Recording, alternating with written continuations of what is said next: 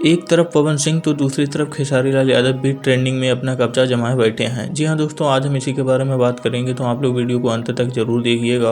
और अगर आप हमारे चैनल पर नए हैं या फिर अभी तक आपने हमारे चैनल को सब्सक्राइब नहीं किया है तो प्लीज़ हमारे चैनल को सब्सक्राइब जरूर कर लें, क्योंकि ऐसी भोजपुरी के लेटेस्ट अपडेट की वीडियो हमारे इस चैनल पर आती रहती है।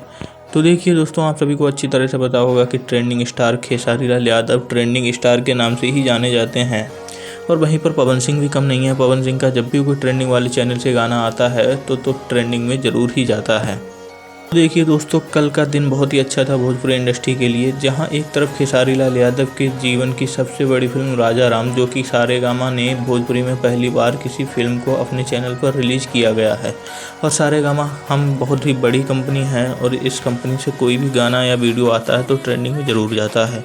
तो इसीलिए खेसारी लाल यादव की इस फिल्म का टीजर भी ट्रेंडिंग में गया है मूवीज वाले सेक्शन में, और मेन सेक्शन में भी ये टीजर 2 नंबर पर ट्रेंड कर रहा है। लेकिन वहीं पर पवन सिंह का टी सीरीज से एक गाना आया है जिस गाने का नाम है चुम्मा, और ये गाना विक्की विद्या का वो वाला वीडियो फिल्म में होने वाला है। और ये गाना इतनी तेज़ी से व्यूज पा रहा है, इतनी तेज़ी से इस गाने पे व्यूज मिल रहा है कि हर एक घंटे में 2-3 मिलियन व्यूज इस गाने पे लगातार मिल रहा है। और ये गाना नंबर 2 पर म्यूजिक सेक्शन में ट्रेंड भी करने लगा है। यानी कि देखा ना, एक तरफ खेसारी लाल यादव है तो दूसरी तरफ पवन सिंह है, और पवन सिंह का ये गाना थोड़ी ही देर में नंबर 1 पर ट्रेंड करने लगेगा।